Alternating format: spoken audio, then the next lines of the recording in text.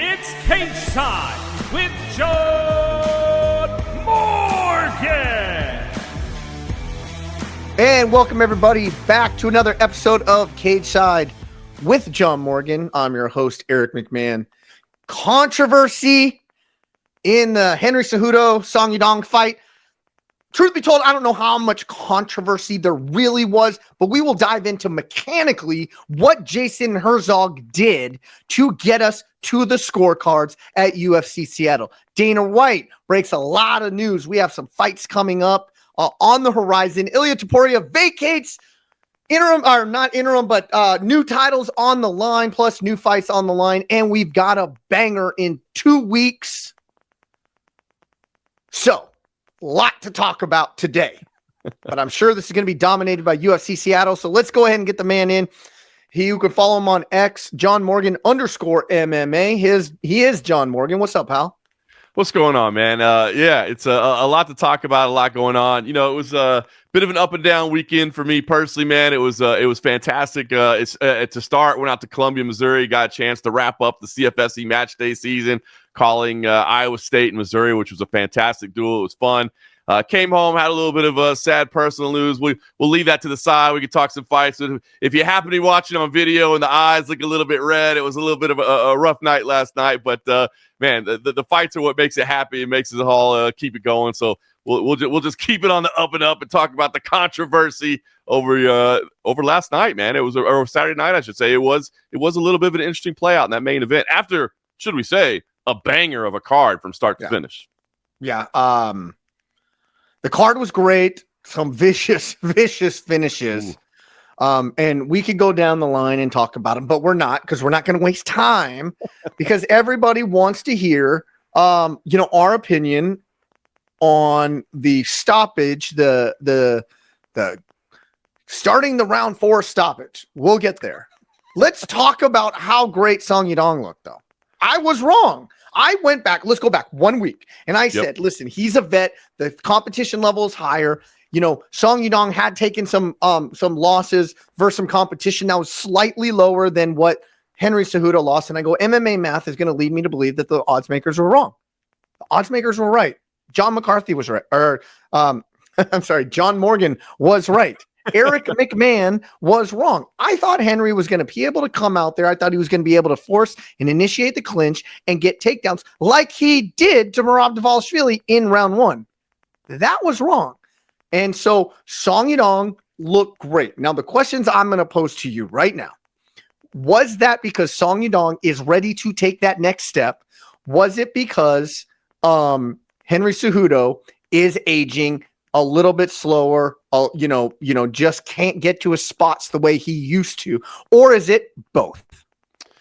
I do think it's both, but I want to say it's a lot more situation A, in my honest opinion, than situation B. I mean, at 38 years old, and with the miles that Henry Cejudo has on his body, all that competitive grappling that he had, his Olympic run, everything, look, it adds up. The miles are there, especially, again, in the lighter weight classes, right? We know the lighter weight classes, man, it's all about speed, timing.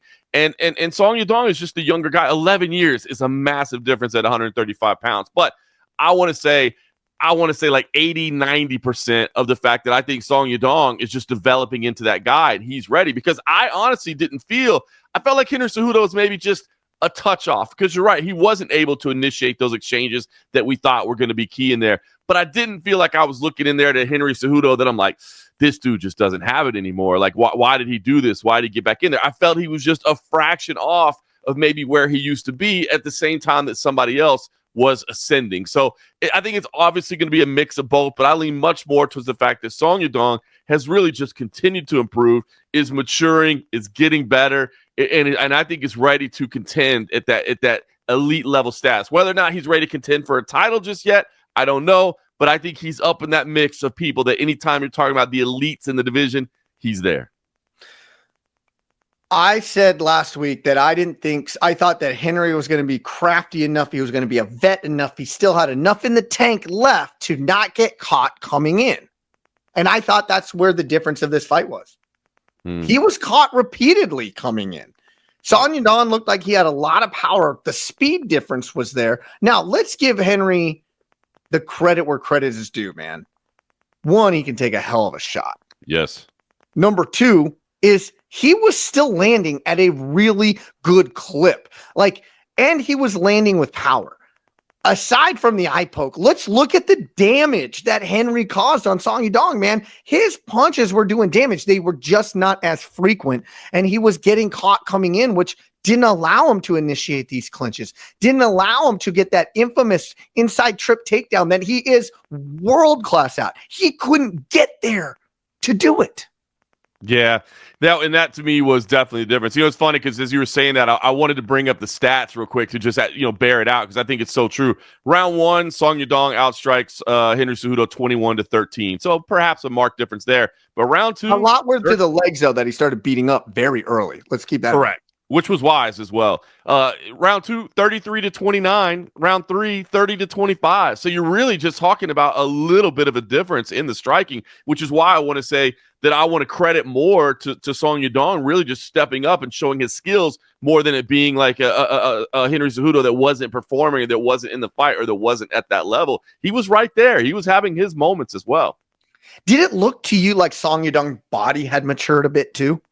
100%. Yeah, 100%. I took a note of that. It's like he's looking like a man now. Yeah, he is. He's getting to that age, man. That 27, 28 years old, man. That little pocket of time right there. I think that's when you're becoming a man, right? You're no longer a kid in there, man. He's filling out. He's got that man strength in him now. You know what I mean? And obviously, man, training with the alpha male team. I mean, what a squad that is to have around you of just not only the physical skills that they bring to the table, but the mindset that they all have. I mean, that crew as a whole has been through everything, seen everything. They're students of the game that studied all. What a crew to have around you. All right. You ready to get into it? You got to, right? Because you can talk about the competition. You can talk about all that. But it all comes down to the way this thing ended. All right. So let's I'm sure everybody knows. Let's refresh and recap. It was about a minute and change. So let's call it minute 30. I forgot. It was minute and a half ish on the clock. Song Yadong, not just single pokes, double pokes, both eyes of Henry Cejudo. I mean, there's a lot of people saying a lot of stuff on Twitter. One, they're giving Jason Herzog a lot of crap. We'll talk about it. And then some of them are saying that like Henry Cejudo, like kind of quitting this. Like that is that point is absolutely bonkers. And it, truth be told, it like angers me. This guy is an Olympic gold medalist. You know, you don't get that way by quitting through adversity. Like, give me a break. That eye poke, for him to even continue at some point, it just shows the type of competitor he is. It is bonkers to say that for anybody to question the heart of Henry Cejudo. You can't. You absolutely can't, man. And just before we got this, now, first of all, we're going to get into the mechanics of everything that happened. And when it was unfolding, I was like, man, I can't wait till Monday to get Eric's take on all this. But just before we sat down to record, man, I saw this Jim Miller tweet. And we can get into the Henry Cejudo side of things if we want right now. But I love this from Jim Miller. He said, look, it's not the gloves, it's the culture. It's the shameless win-at-all-cost mentality amongst fighters, and the eye pokes are an accident and not a foul mentality most people seem to have. And I think that's so true because, you know, I saw a lot of people saying that Henry quit, that Henry wanted out of there. That's ridiculous, man. I mean, you think about everything that Henry's been through. But do I think that, you know, after the initial eye poke and as he sat in the corner, did Henry think, is this the smartest thing for me to do right now? Like, is my vision impacted so bad that it would be terrible for me to go out there right now? I do think he probably thought about that. 100%. That's not taking the easy way out, though. No, but it is. So it's not. You know what I mean? And I think you're so right about that. It's that, you know, if he was on the way up and didn't have millions in the bank and didn't have a wife and kids and businesses and a life outside of fighting, does he maybe just go, I can't see, but to hell with it, I'm going back out there? Maybe he does. But is that what we should expect out of our athletes, to do that? I mean, if you are visually impaired, and clearly he was, and you've seen the damage now, if you're visually impaired and you're seeing, and it's blurred, or you're seeing two, you know, he's saying, I'm seeing multiples of going out there and getting a fist fight with a trained assassin when you can't see out of one side is not a significant speed advantage, by the way. it's not wise. You're going to take damage, and you're going to take damage that could be lifelong, life-lasting. You know what I mean? So do I think that Henry Cejudo made an educated decision? He knows what he's saying. When he tells his team, I can't see, he knows what he's saying. You know, every fighter understands if they say they can't see, the fight is going to be over. And do I think that Henry Cejudo made a conscious decision to say it's not good for me to be in there right now? I do. Is that wrong? It's absolutely not. You should not be going out there if you can't see.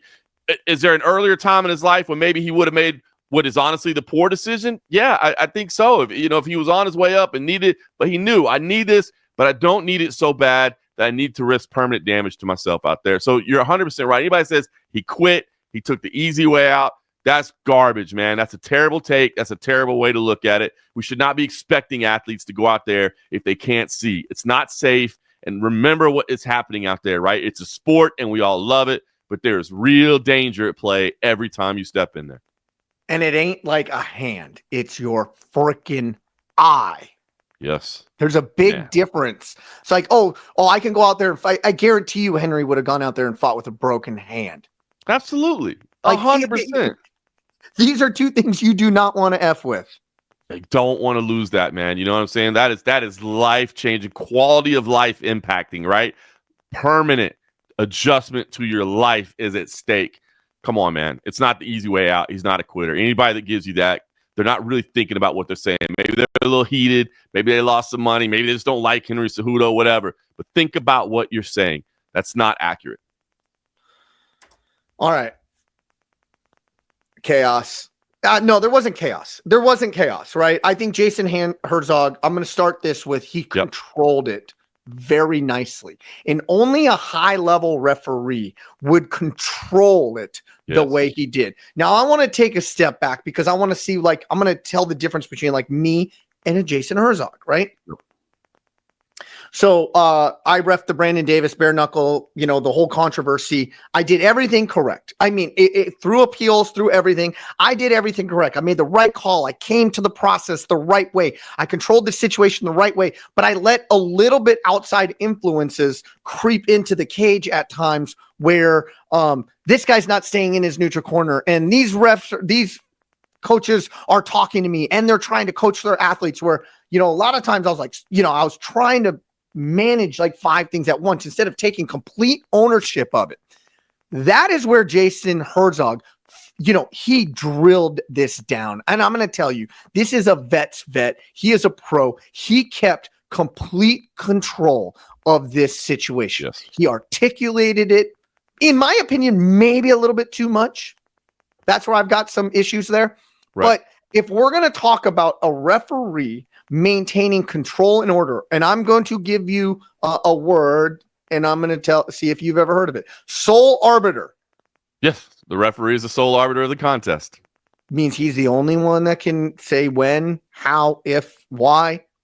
He's the only one. He is in control of it from the minute the inspectors walk out of the cage prior to the start of the bell to the minute the bell ends and the inspectors walk in at the conclusion of the fight. The referee is the sole arbiter of the contest. He cannot be overruled by the doctor. He cannot, truth be told, a fighter can't even throw in the towel and quit. That has to be the referee to be able to say he's quitting. Theoretically, he could take the towel and throw it right back out. In theory. In theory.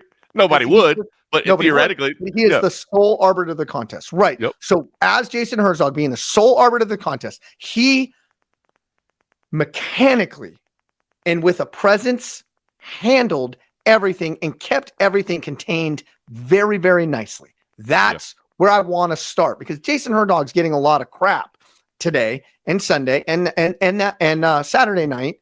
And I think hindsight being 2020, Jason Herzog would change some things that ended up. But I don't think those things ended up. The reason the stoppage was the stoppage at the time of the stoppage.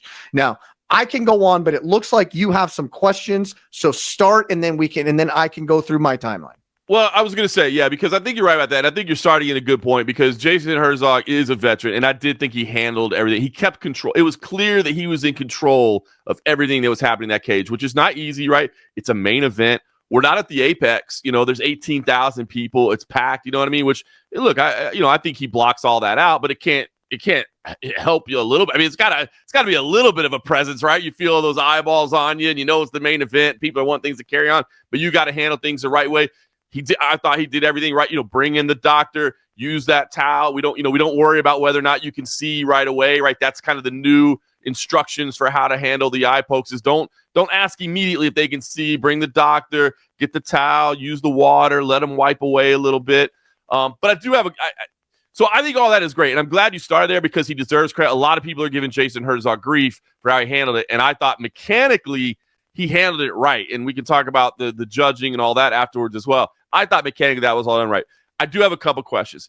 I did have one concern, and I kind of put this on Henry Cejudo a little bit too, but obviously he has up to 5 minutes to clear the vision. Jason did that good, right? Don't rush him. Give him. I was in the rules meetings when they talked about this in Nevada, for instance, at the ABC meetings. It's like, hey, don't rush the guy because they start to panic a little bit. They can't see. Give him time. So he gave him time. But the two questions I have basically, I think, are number one, when the 5 minutes was over, there wasn't a final evaluation of whether or not you can see. Like, okay, you're getting 5 minutes to clear your vision, but when the 5 minutes was up, there was not a final evaluation. He didn't go to Henry and say, are you okay? Can you see? He kind of just said, let's go. He didn't bring the doctor back in for one final evaluation. He just started. Now, I'm going to say that I put that on Henry a little bit because earlier in the conversation, I think it was actually at the moment he took a seat against the cage, he was like, I'm going to fight. Just give me a second to get the vision back. But he says, give me a second to get the vision back. At 5 minutes, we don't know that he got the vision back, but we start the fight again. And that ultimately comes costly, and we'll see how it all unfolds. So that's one question. Did you have any concern with that? Because that was a red flag to me. And I guess the second question to me would be, what about a point deduction? And would it have been warranted here? Because I even heard in the post-fight press conference, I think it was maybe Alex Buchanan that asked about whether or not a point was taken. And Dana, he said, did you think it was on purpose? Which, of course, we know if it's an intentional foul, you take a point. I don't always like that because I think it's one of the weirdest wordings ever, like who intentionally fouls anybody. But the other reason you can take a point is if it significantly impacts the fight. And if it's taking a full 5 minutes plus for Henry to be able to carry on, and then and at the end we find out, yes, he can't even see out of that eye, and that's why he goes and tells his corner he can't, then to me at that point, yes, if a guy has lost vision or has blurred or double vision in an eye, that is a foul that has significantly impacted the fight. And whether or not it's actually intentional or not, I feel like a point was probably warranted here. So those would be my two questions chiefly is, are you okay with the handling of the restart? And do you believe you're in that situation that a point was warranted? Okay, I'm going to write this down, restart, and then just so I don't lose track. All right, yep. I've got a lot of notes today. Yep. So am I good with the restart? I think it was handled just fine, right? Yep. Because, and let's say why. Jason Herzog is not the doctor. The doctor came in the cage. Right. The doctor had no issue with the fight continuing. Yeah. Henry Cejudo has always said, I'm going to fight. Just give me time. I'm going to fight. So it was a savvy vet using the time allotted. Yep. The doctor was the doctor was already in the cage, already went through his protocol. It is an obligation of the doctor to go to the referee and say, I don't think he should fight anymore. I don't think he's capable. That never happened. That's a good point. Had the doctor said, hey, man, I'm going to give him a few more minutes, but I got to be honest with you, I got some real concerns about this eye. Let's check it again in a couple minutes. But you're right. He did. He came in, gave the towel, gave the water, and was like, we're good. If I'm going to put any fault on that a little bit, I'm actually going to put it on the doctor to a degree, because the doctor, now this is a problem with big fights happening in places that typically don't have big fights, right? And so doctors who typically don't do this. Yeah. Okay. So he walked in there and Jason was the one having to explain to the doctor, no, now you are allowed to use water. Right. Pour it on a towel. Let him use it. And he kept on handing him the rag. He's like, no, put water on it. You're allowed to put water on it now. And so the doctor, in my opinion, didn't look at it and being like, I didn't see him doing all this stuff. I never saw an evaluation. Right. And so when the doctor left and he's like, oh, okay, I did everything we did. That's almost the doctor clearing it, right? Yeah, because you can't, I guess if you're an official, you wouldn't be like, hey, doc, don't you want to do the physical? That's not really your place, right? I mean, it's not the ref's job, right? Yep. So, no, I have no problem. I hadn't thought about it that way. I hadn't thought about it that way. No problem. The doctor had attended to the fighter. The fighter said he could continue and was willing to continue. Not only that, like, Henry's smart. He sat down with 1 minute left and the crowd was like, no, but we knew he was going to get back up. He got back up with 15 seconds left. And Herzog was like, you got 30 seconds. Herzog was off by about 10 or 15 seconds. So I was starting to get really worried, right? He's like, you got 30 seconds left. I'm like, no, he don't. He got 18. There's a big difference. Once that 5 minutes hits and we're not ready to go, I mean, the fight's over. It's in the rules. It's over. And so he got back up, luckily in time. And he was like, all right, I'm ready to go. I'm ready to go. Henry said he was ready to go. The doctor, I'm putting quotes here, evaluated the doctor, said he was ready to go. So answer the question one. Yep. Do I have a problem with the restart mechanically? Absolutely not. Yep. You make a great point there. Yep. I'm with you on that one. I initially was a little bit concerned it wasn't handled properly, but great explanation. I'm with you on that one. Now, number two, the point. I try to model myself after Jason Herzog. In my opinion, he is such a great referee. And that came to fruition on Saturday night. Mechanically, how he handled it. Do I think he was wrong in not taking a point 100%? I think he was wrong. Mm-hmm. I think Jason Herzog, if he looks back at it, he thinks he would have taken a fight. And I want to go back to something that happened in the second round, right? There was multiple fouls in this fight. At one point, he warned the fighters, I'm about to start taking points. Yep. Then the eye poke happened. This wasn't some like normal eye poke. And I watched Jason Herzog looking at the replay. He could see the devastating nature of the eye poke. So I think, yes, he should have taken a point. If I am going to fault Jason Herzog in anything here, and this is like, let's be honest, this is a minute detail to a degree. Yeah. Now it could have played out bigger, but should he have taken a point or shouldn't he have taken a point? In my opinion, you absolutely take the point. One, I want to clarify the rule because a lot of people don't, and this is why I was even maybe in the moment, if he didn't take the point, like I almost think that he on the restart, he could have called timeout, hit stop.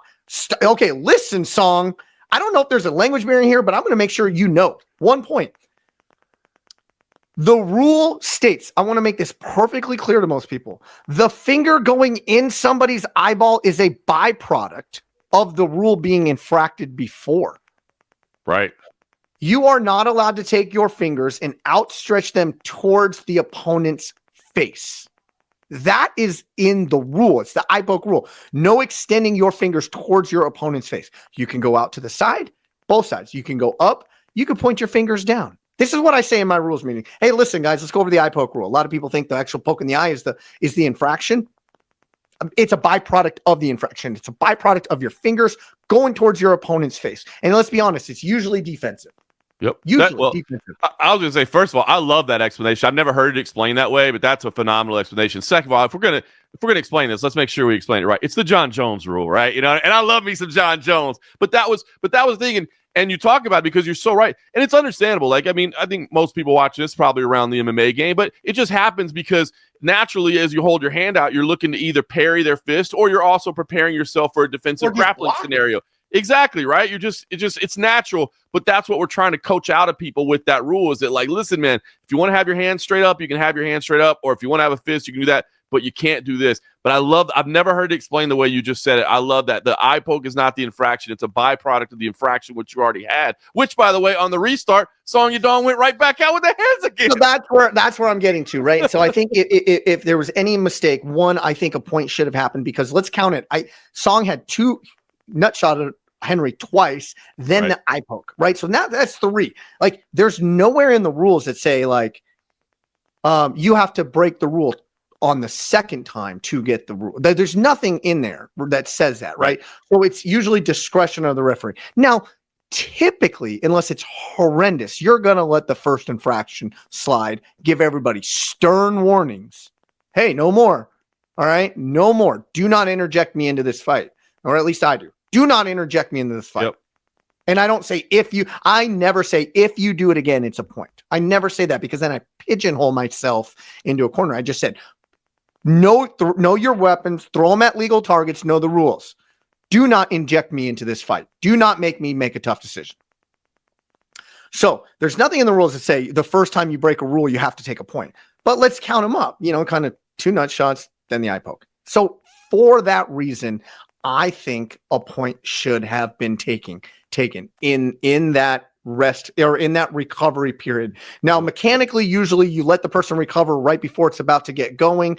You say, all right, Song, come on in. 1 point, 1 point, 1 point. Traditionally, mechanically, Jason could have done it at any point in that 5 minutes. Typically, that's how it's done. I think looking back, and again, like I say this with all reverence for Jason Herzog, I try and model myself. I remember one time me and you went sat and you asked, who do you think the best referee is? I think it's Jason Herzog. Right? I think for a guy my size controlling the octagon the way he can with a presence of a Herb Dean or a John McCarthy or a Mark Goddard, like that speaks volumes to the respect and the knowledge and the wisdom that he has in this game. But I do think he messed up there. Now let's go to the restart. Song comes out and he breaks the rule. Not just once, the entire time he's chasing down Henry, right?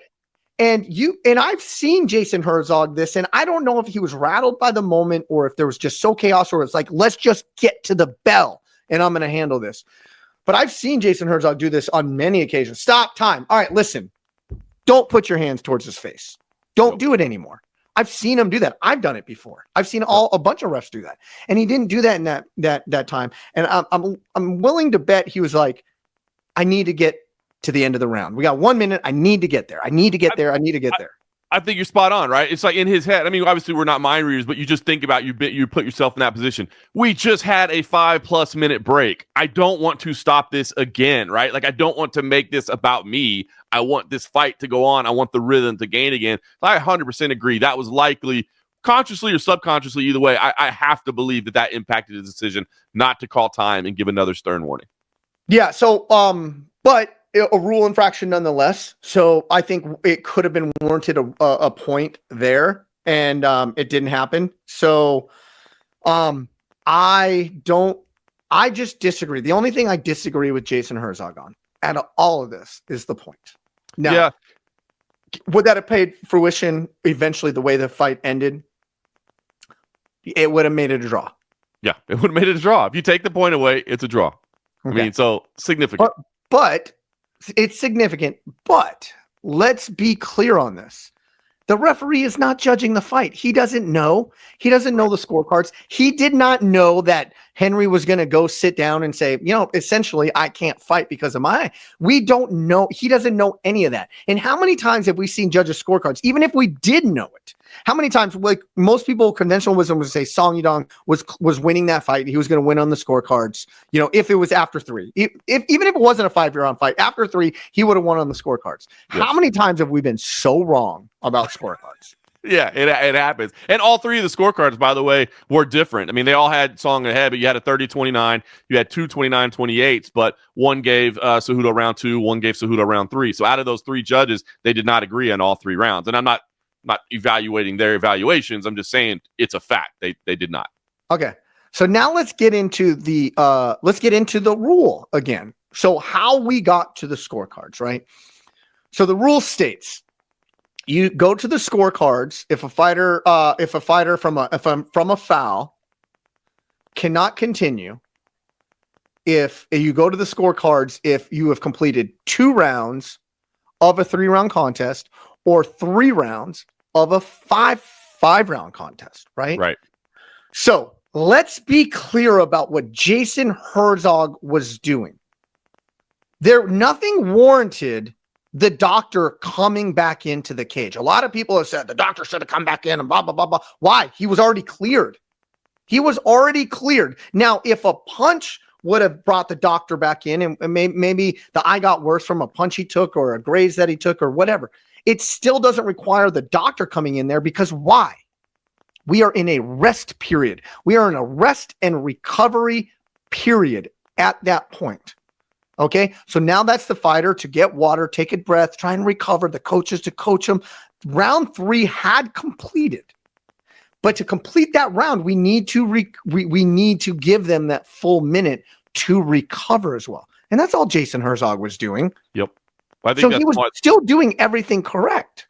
I think that's really smart, because I've heard that too, that it's a mistake that's been made. And again, because he's a veteran, he understands that, right? Like, if you go back to the corner and you bring the doctor in right away, you didn't give the fighter the benefit of that 60 seconds. You got to give them the benefit of that 60 seconds to say, because maybe in the vision, he says he can't see, but at the end of that 60 seconds, he's like, oh, you know what? Actually, I'm good. Let's go. Or whatever. If it's not just an eye poke. So smart, astute observation there as well. That right there goes to show you the veteran savviness of Jason Herzog. He knew what was going on, but let me give my guy his full 60 seconds. So maybe things do improve in that time.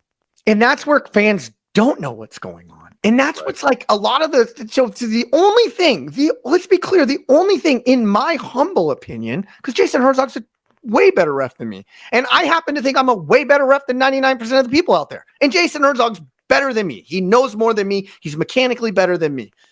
Is the only thing, in my humble opinion, that he did wrong is he didn't take the point. But he didn't know the scorecards. He's not, as a ref, you don't look at it that way. It's just, and it's funny because I'll go back to this Jim Miller tweet because I've still got it pulled up. I read just part of it. And he says in there, he's like, hey, penalize the foul immediately during the pause in action after confirming a strike or post was thrown with outstretched fingers.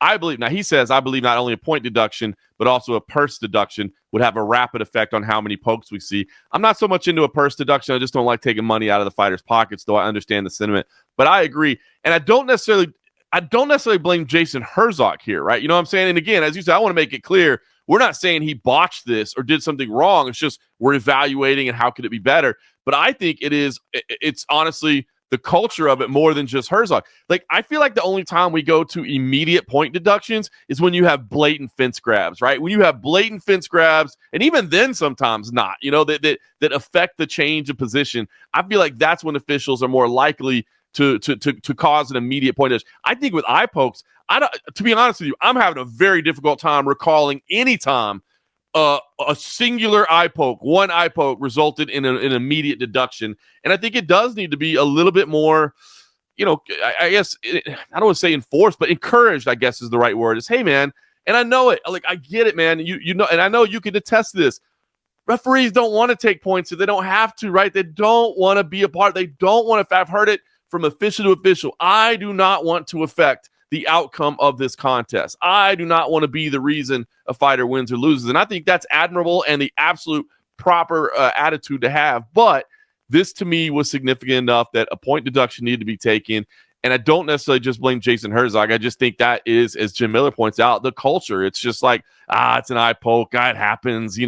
Dang these gloves. We got to fix this someday. We'll figure this out someday. Let's go. But, I mean, this was a problem, and it resulted in Henry Cejudo not being able to continue competing. And because of that, it almost feels like handing him an L is a little bit unfair, even though it's not wrong to say that Henry Cejudo or that Song Yadong was deserving of a victory because he was the better fighter through the course of 15 minutes. All right, so now I've heard a lot of I've heard media saying this. I've heard fighters saying this, and I've heard a lot of things about Jason Herzog forcing it into the fourth round, right? And that he is, kind of navigating this ship so he could get to the scorecards, right? You guys are just blatantly flat out 100% wrong. Okay. Everybody is wrong there. So let's take this step by step so everybody can fully understand like how an official needs to come to a process. Okay. So eye poke happens in round 3. Henry says he can fight. The doctor says he can fight. Jason lets the fight go on. Now, we're already past whether he should have taken a point. Probably should have. He thinks I bet you he wishes he would have. Okay. Exactly. But okay, that's past now. It's over. Yep. That's a nothing burger from moving forward. So the fight continues through round number 3. Now we're in round number 4. And I hear a lot of people saying, well, it should have been a no contest or this, that, and the other because of this, that, and the other. And he started the fourth round because he wanted to get to the scorecards. I'm like, listen, everybody. Jason Herzog did what's right. I remember I trained by John McCarthy, right? And I don't remember. This is drilled into my head. What's best for the fighters? What's best for the fans? What's best for the sport? What's best for the promotion? If you do those four things, you come to the right conclusion every time. And in my opinion, Jason Herzog, probably he'd been trained by John McCarthy too. He probably went through that checklist. Yep. Okay.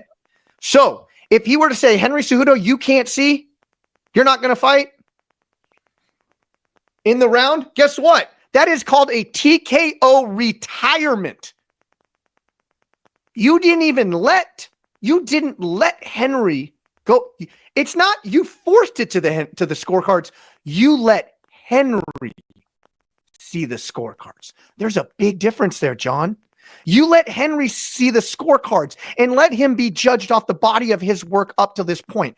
If he would have stopped it in round 4 because he in between rounds and he said, because I can't see, and he said the magic words, he's like, well, if you can't see, the fight's off. All right, you're not fighting anymore. Boom, fight's off. Guess what the official Jason Herzog has an obligation to the athletic commission, to his oath as a referee, to do the right thing. And the right thing at that point would have been saying, you know what, Henry, you quit. Hey, fight's off. That's a TKO retirement. You know, it's interesting that you put it that way. It's a great way, because I thought Song Yadong was ahead at the time. But again, one judge gave Henry Cejudo round 2. One judge gave Henry Cejudo round 3. So they were very, very close rounds. Can you imagine if it had been 2 judges in each one of those situations, and now you've got Henry Cejudo ahead 29-28. He gets poked in the eye, can't see, and we either wave it off as a no contest or a TKO retirement without him even being able to see the scorecards. Well, it never would have been. There is no scenario that when Henry said, I am going to fight, and continued out the third round, that when it went to the corner and he starts saying, I can't see, there is zero scenario that is now effectively a no contest. There's no scenario. And I'm glad you clarified that. I'm glad you clarified that. I meant in the initial infraction, right? Before, but most people are saying it could have been a no contest if he would have stopped it in between rounds, which is flat out wrong. It would have been a TKO retirement. Yep. On Henry Cejudo, he would have quit. That means it was a technical knock. He was technically knocked out of the fight because he retired in the fight. Yep. So Jason Herzog did the right thing of saying, all right, our minute's up. Everybody out of the cage. All right, everybody's out of the cage. Now time. We're in round 4. Good. Now, doctor, he says he can't see anymore. You can't see. Fight's off. All right, now we're going to go to the scorecards because of an illegal foul, whether it be an intentional or unintentional, which now leads my mechanics to say we can go to the scorecard. So I'm giving Henry Cejudo, even though he was the victim in this, I'm giving him the benefit of the doubt to see the scorecards based on his body of work, and there's a chance he can still win this. Jason Herzog did everything correct, and I hope I made a little sense to people out there. I know you know what I'm talking about, John, but most people don't. No, I'm glad, and I think it's such a great thing that you provide this. I mean, I look at it as a service, man. I love the fact your depth of knowledge and your passion for it, that you're able to explain it, and that people are able to get this type of understanding. So I hope if anybody did have any questions, you answered it, because I think we're simultaneously saying we disagree with the point deduction. I think both of us agree we would have taken a point. And as you said, maybe Jason Herzog, in retrospect, kind of wishes he would have as well. But everything else, all the other mechanics of it, the judge's decision being rendered, I mean, everything else that happened, zero questions whatsoever, man. It was all handled perfectly. And that just shows that veteran set. In the same way, we talk about, and we talk about this often with fighters. I mean, it is chaotic in there, right? And so it's when you have experience, when things start to slow down for you, when you're no longer just overwhelmed by the speed and the chaos of everything happening. That's where Jason Herzog is at in his career, right? He's done so many fights at this point that he is able to, in a situation with 18,000 people in a main event of a UFC, he's able to slow things down and go, hey, I know what the right thing to do is here. I know what the proper outcome is. I know what I need to do here. And he handled it all right. I would have gone with the deduction. But honestly, to me, if you're looking at this and you're questioning what happened and you're questioning what unfolded, everything else was handled spot on, man. And even the point, that's just kind of a personal feeling. I don't think it was necessarily, wrong in that. I just think he could have done it. So great explanation, man. I like the insight. It's not that he did wrong by not doing it. It was just my opinion in that one thing. Now, I want to make one thing, clear. Had the doctor come back in during that rest time, right, and said, "Oh, he can't fight anymore," that's still a TKO doctor stoppage. That's crazy, man. Because he already started the fight. He fought. Yep. Because the fight resumed, and then now, right? So by saying like you should have brought the doctor in, you should have done this, and like blah blah, all you're doing is making this a worse outcome for Henry Cejudo. Did it so right. Handled it right. Jason Herzog benefited Henry Cejudo, except taking a point. Everything else he benefited him, and it's unfortunate because I think Henry's right. You know, he gave an Instagram. He's like, listen, there was multiple fouls, and I think Henry has a lot of point there, right? And he's right, but that's an opinion. So all right, that's not an opinion or the mechanics. Yeah, and Jason did that right. I think he did it all right. So now let's go from incredible depth of knowledge of evaluation of officiating and handling to let's go back to being a fight fan. Do you book him for a rematch? Because they both said, let's do a rematch. They both said it. Dana White was asked about it, and he just kind of was like, I'm not doing it. And I'm just guessing here. And maybe feelings will change. I think Dana White was probably in the category. I think there are two things at play here. Number one, I think Dana White was probably in the category of some fans who felt that Henry Cejudo could have continued competing had he elected to. I sat here and say, I think that's part of it. Now, I sat here and say I think Henry Cejudo made a smart decision. And that was prior to him going to the doctor and then having like real, legitimate, tangible damage done to his retina. 100%. So maybe that evaluation from Dana will change. Like I said, it's in the moment, right? This is Dana, the promoter. This is his company. This is his multi-million-dollar record gate with 18,000 people in the building. He's loving Seattle, and he's like, I don't want my main event to end like this. You know what I mean? So, like, obviously, he's got his motives for why he might be sitting there going, come on, Henry, I know you can compete. And Henry, both, he said it in the interview we had right here on Grind City Media. He said it in some other places as well leading up to it, that when they presented him with this fight, initially he was like, that's not really what I'm about. He said him and Hunter Campbell kind of even got into it a little bit. They had a little back and forth. They had a little tension. So maybe, the tension beforehand, given, the brass not wanting a main event to end that way, I'm sure they were frustrated at the moment. So at the moment, immediately they blow it off. But I'm going to say, now we've had a couple days. We see the issue. We cool down a little bit. I think maybe it's back on the table. I don't know. We'll see if feelings change or not. Sometimes when Dana's setting his ways, he's setting his ways. But what do you think? Should they run it back? Because I kind of – it wasn't a fight that I needed to see when it was announced. Like when it was put together, it wasn't like, oh, that's the one we've been leading. That's the one we've been looking for. But it does seem like such a weird conclusion to it that I almost wouldn't hate to see him book it again. From a fight, it's so hard to take one hat off and put the other one back on. I know, right? I've been so like, I'm like, I need to articulate this correctly. You did a great job of it, man. You did a great job of it. Thank you. No, I don't want to see it again. And there's no bigger Henry Cejudo fan. Like, would I like to see him avenge losses? And like, yeah, we need to push this. We're pushing everything forward. Did I see enough out of Song Yadong to push him forward? Absolutely. Did I see enough out of Henry Cejudo that said like, probably winning that next title isn't in the cards for you anymore? Yes, on all accounts. Yeah. So why? Why other than just to like clean up a messy situation? Which we agree it was messy only to the uneducated head in the game situation. So there's no reason to do it. That does nothing for Song, right? I think he proved himself that he needs to take that next step. Now, if he can get over, say, I don't know, somebody's in the 3-4 spot. Now, and then, now we push it forward. Let's get him there now. Now we're just putting him back 8 months by getting him there. You know what, man? I think you talked me out of it too, because you're right. The only reason I want to see it is to conclude something that concluded oddly, but you're right. All that's doing is slowing down Song Yadong. And to be honest with you, if they ran it back, my pick would be very clearly Song Yadong. I mean, I would feel comfortable in that. I will say, I want to give a VIP award, something to whoever it was on UFC, because I'd never heard this story before. Maybe it had been out there before, and I just hadn't seen it. But I saw UFC Social. Somebody from the social team was able to conclude and point out that when Henry Cejudo was in Beijing winning his gold medal, Song Yadong was outside as a young boy selling merchandise out there. How cool is that?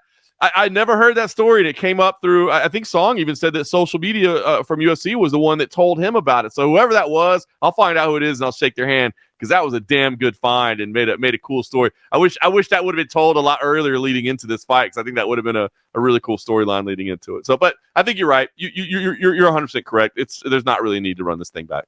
Yeah. Dana made some news over the week. I popped onto his Instagram live, and he made some fight announcements. One, not a fight announcement, but Ilia Topuria vacates, moves up to lightweight. I think doing the honorable thing, right, makes me like Ilia Topuria a lot, right? He does the honorable thing. He vacates the title. Let's have a clear path to a clear title. Let's not hang up the division.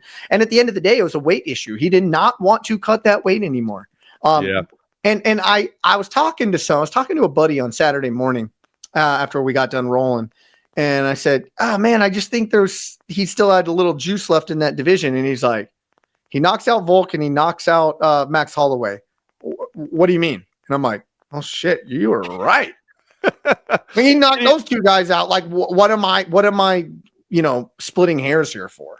No, you're spotted. So it's such an interesting situation for me, because I love what you said. It's the honorable thing to do, right? And it is. I'll be honest with you, I'm not a fan of the double champ situation, just because a champ normally defends twice a year. Normally, it's tough, right? Because champs aren't fighting every 3 months. They're just not. The training camps are too hard. The quality of opponent that you're dealing with is too high. 2 title defenses a year is pretty good. Now, maybe you're Alex Beheaded and you just fight every time they call you. You know what I mean? But or Izzy back in the day. Yeah, absolutely. But most don't, right? And so if you're only doing twice, now if you're doing 2 in one division a year and 2 in the other division a year, okay, maybe you're having 4 fights and you're putting both belts up twice a year, but nobody does that. So I'll be honest, I'm not a fan of the champ thing. So I like what Ilia Topuria is doing here. It does put it in an interesting situation, right? Because I'm kind of with you in that I feel like there's more. It's to me, as you look at it like this. Diego Lopez, let's get the name out there. That's who we wanted to see him fight. You wanted to see Diego Lopez. You wouldn't mind seeing Movsar Evlo. Here's my thing, is that it depends on what you're trying to do here. Because Ilia Topuria, like, where do you rank him in terms of the greatest featherweight champions of all time? I mean, he beat Holloway and Volkanovski, but he beat him at the tail end. I love long reigning title defenses. I like seeing a guy defend a belt 4, 5, 6, 7 times, because when they do that, and you look at the top 10 lists and you're like, beat him, beat him, beat him, beat him. That's when you start going, man, that dude is one of the greatest ever. Ilia Topuria's wins over 2 of the greatest ever make him as good as that, but I don't know that it has the whole legacy. You know what I mean? So 100%. I don't think he would go down as like the GOAT of the division because he beat this guy. I don't even. Yeah, I think there's a lot of guys ahead of him in that GOAT status for that, just because of the body of work. But what he did with his body of work is probably more impressive than anybody. Right? Unbelievable. But I think Ilia Topuria looks at this from a standpoint of like, 1, I don't want to do that. 2, I've already, there's nothing really here for me anymore. But there is this one guy who everybody says is the pound for pound greatest in the world. And he's sitting 1 weight class up. And I think I've got the recipe. And I think I'm 1 fight away from fighting him. And then when I knock him off, now I'm cemented as one of the all-time greats this sport has ever produced. I think Ilia Topuria is a G that way. I think he's a gangster that way. I think that he is a competitor that way. And I think he sees Islam up there, and he says, you know what? I'm 1 fight away from this guy, and I can beat him. And imagine if we get a Arman and Topuria #1 contender fight. Imagine that. I'm telling you. Yeah, it's interesting because we're sitting here saying that you can't say you're the featherweight GOAT because you don't have the body of work. But if he goes up a weight class and beats Islam Makhachev, I mean, you're #1 pound for pound, no question. So and you're one of the greatest that has ever done this in this sport, regardless of the body of work, regardless of the time of the longevity of your career. Just in that, what you've done, hands down, you're one of the GOATs. One of them. And you know what, too? I was thinking about it as well. If you think about it from a business perspective, too, because we always like to talk about it that way as well. Like, I think it boils down to the fact that those featherweight cuts were, brutal on him, right? So, but if you think about it, now, as much as we like, Diego Lopez is a rising star, but, the names that are available at 155, like, if he it freshens everything up, right? If he's able to win the title, beat Islam Makhachev, Then you also got a lot of names in there that I think are bigger stars. You know, your Charles Oliveira's, your Justin Gaethje, probably not Dustin Poirier. Sounds like he's got one and he's done. But even like your Dan Hookers, your Michael Chandlers, all those are. I don't know that they would get title shots necessarily, but you look at that list, and it's just like bigger star power, bigger name value. So that probably means more money. I don't know if the UFC will book an Arman versus Ilia, but imagine if, dude, this is going to be the highest level technical fight that you could see with everything riding on it. You know, I love that fight. And because let's look at it. I mean, you got Justin Gaethje at number 3. Who's number Oliveira's 2? number 2. Oliveira, right. Yeah. So really, in reality, it's either Oliveira or it's Arman. That's the only one. Those are the only two that make sense to get Topuria that title shot. Because you got Justin title Gaethje shot right away. You don't think he gets the title shot right away? No, I think he needs a win. I think he needs a win with just to make it 100% legitimate, in my opinion. Do you think that? And I haven't asked around about this, and obviously I want to find out though. And maybe they wouldn't say it. I mean, maybe you could get. He could get it right away, and I wouldn't complain about it though. Let's be honest. Yeah. 100%. It'd be amazing. I just wonder financially for himself what he did, right? Because did he have a meeting and say, look? Because, I mean, champs get paid higher money than non-champs. It just is. That's the way all the contracts are written that way, right? Like, it's like if you win, you get escalated to here, and if you lose the title, you drop back to this pay. I wonder if he had to take a step back and pay for this opportunity, which if he did, bravo to him to have that kind of confidence. Are you willing to take one step back to go 2 steps forward?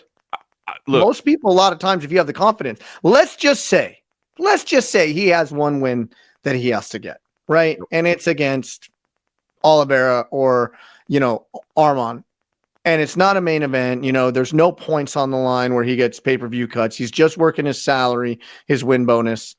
But he gets that title shot. Do you think a main event pay-per-view with him versus Islam is going to net him 2x, 3x more than him defending his title at bantamweight?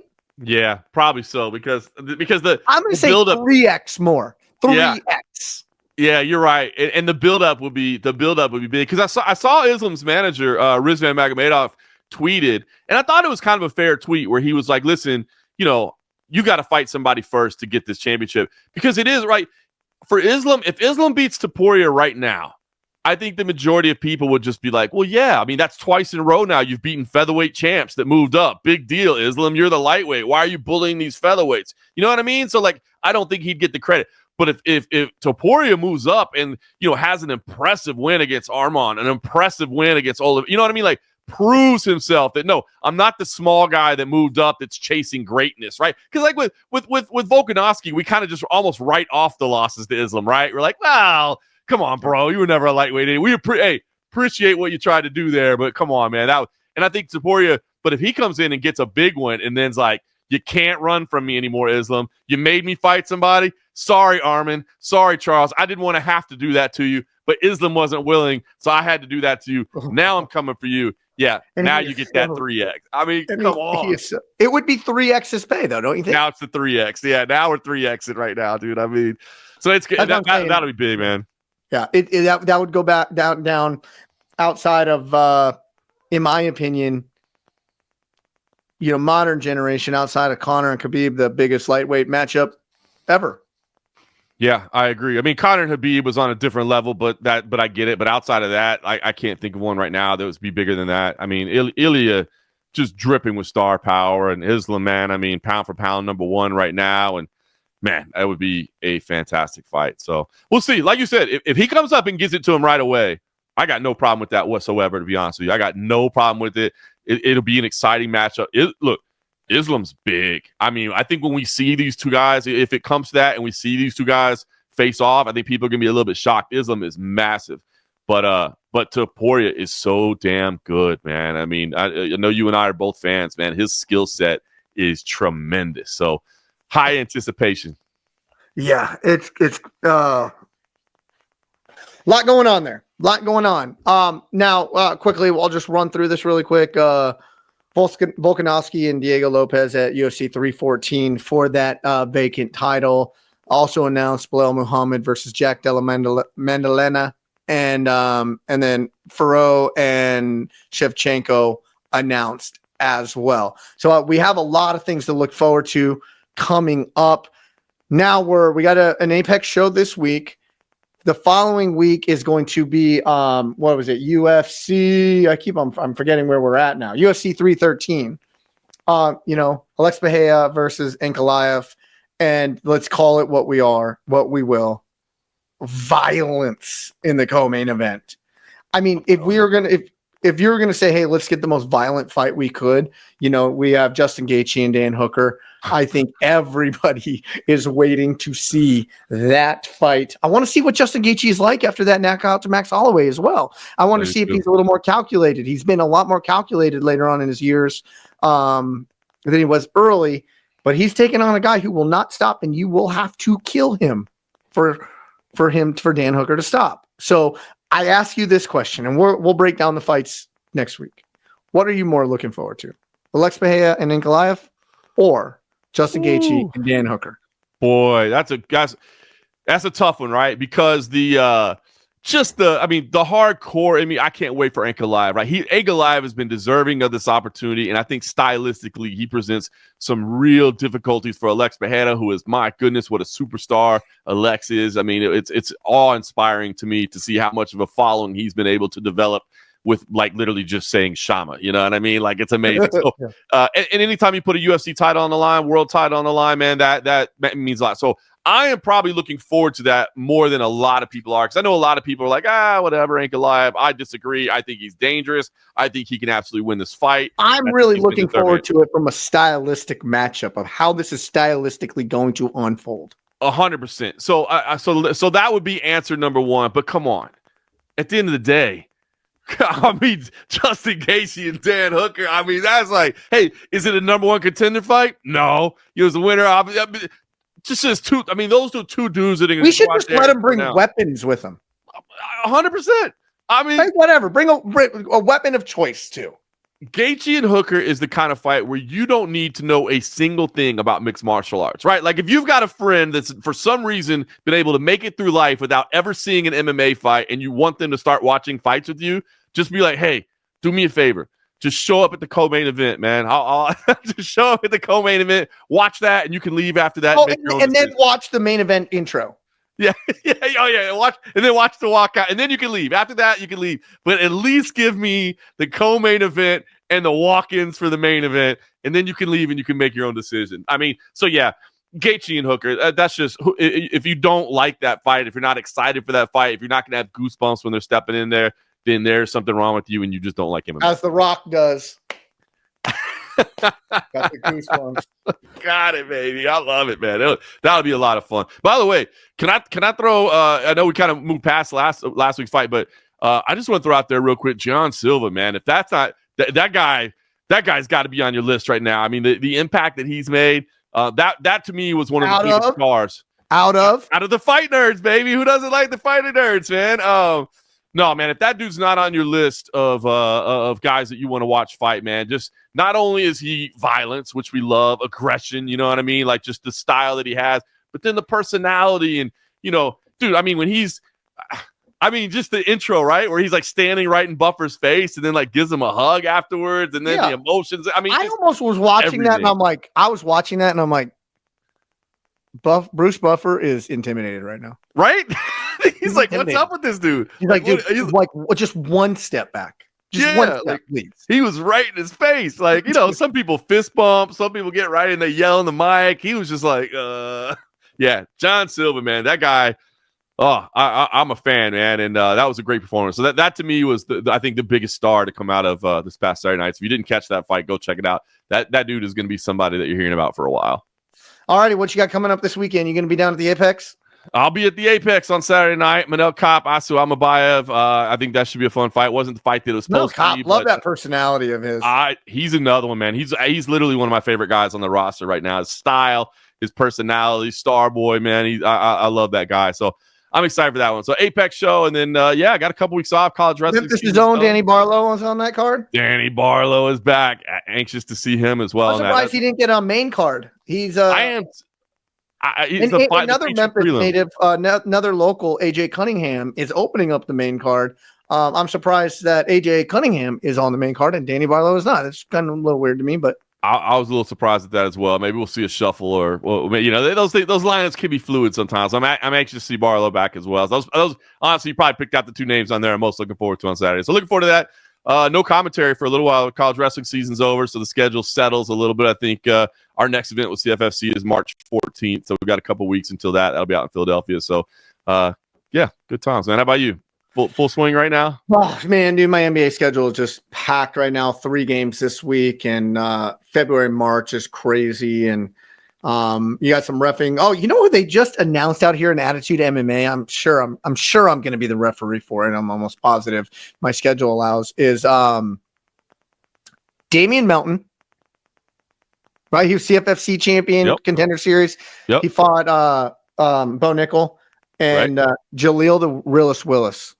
Okay. It's going to be a main Attitude MMA main event. Wow. I like that. That's a great fight. Yeah. I like that. Look at do big things over there. Yeah. So, but I'm in full basketball swing right now. So, anyways, with that being said, we went over the controversy, or in my opinion, not all that much controversy. More needed to be educated. Hope I did it right. Thank you, John Morgan, for saying I did. I thought you did. Yeah. And then we got a lot of excited things looking forward to. We'll recap some of these top cards at the Apex next week, and we're going to dive into 313. Bahia, Ankalaev, Hooker, Gaethje, get set. For John Morgan, I'm Eric McMahon. Enjoy the fights.